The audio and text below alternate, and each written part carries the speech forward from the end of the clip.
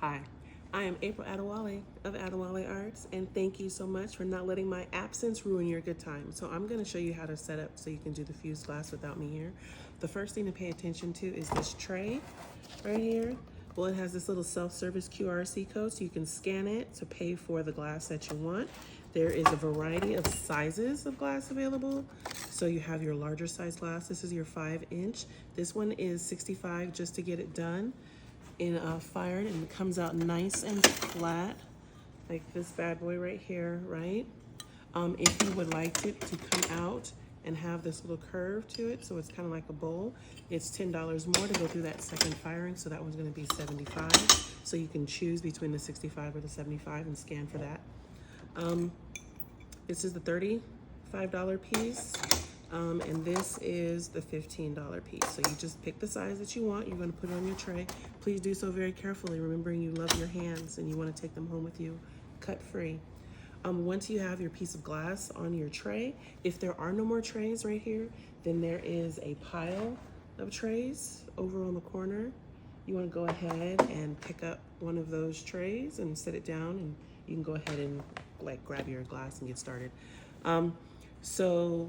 Speaking of the trays, okay, let's talk about what's on it, because here we're gonna have the tools that you can use to place the glass right here on the tray.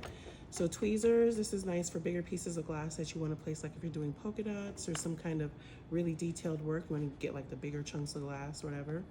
The spoon, this is really good for moving a large quantity of glass at one time onto your glass tile.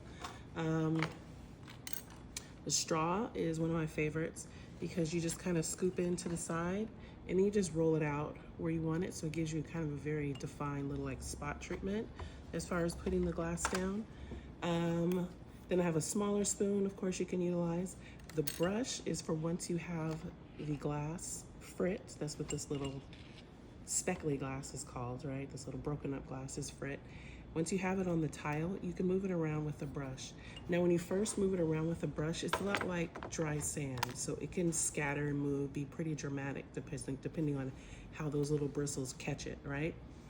But to lessen that effect, I have these little tubes here.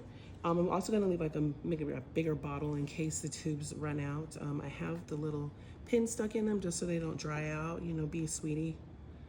Put it back in a pin, you know, help out the people behind you. What I do is I let it come all the way to the bottom, or at least I'm gonna squirt out all the air before I approach my design, or else just like you're blowing air on it and you can really make it kind of fly. But you can put the adhesive down, just squeeze it on the glass. You can put it on before you put your design to kind of help lock it down. This will make that more like wet sand, so it kind of moves together. It has a tendency to want to stack really nicely, pile on top of each other, and that's how you get really saturated color, is by making it pretty dense, pretty tight. And when I say saturated, I mean kind of like darker versus something like this, where it's a little thinner because the glass frit was scattered around. They weren't packed really tight to each other, so you're seeing a lot of that transparent glass underneath it. The thickness that you want to stack to is probably about at least half or even the full depth of the thickness of this piece of glass when you first get started. So you kind of want to get a nice little build on if you want it to come out darker.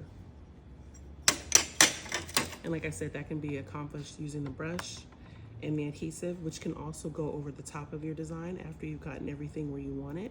You can pour it over the top. We want to make sure we get a nice bit of adhesive on there because that is what keeps your design, there we go, from moving as I walk it over to the kiln. Speaking of kiln, it does some really interesting things to the colors. So there's a tray right here of colors. Underneath it is another tray full of colors. So if you find it kind of lacking when you pull up, please feel free to utilize another tray. So the first right here we have is a light yellow. You can see like inside, I don't know, I don't want to tip it all the way out, but it doesn't really quite look like white yellow. It almost looks translucent. But so there's a picture on the tray of how the glass appears inside of the cup, but then also what it will look like when you get it back, when it is fired. So this yellow darkens up significantly. The first row is the most significant changes, I think. So you kind of want to pay attention to that as you're working. What else can I think of? Oh, so before you leave, you're gonna wanna also maybe stack your piece with other pieces that are done. There will be an empty spot at each table in case you're the first one, so you can go ahead and stack there. But if you come along and you notice that there's another tray of someone's work that has already been completed, you are simply going to stack your tray on top of it in the opposite direction. That way, your tile, their glass work is protected, your glass work is protected. Everybody's stuff will be awesome.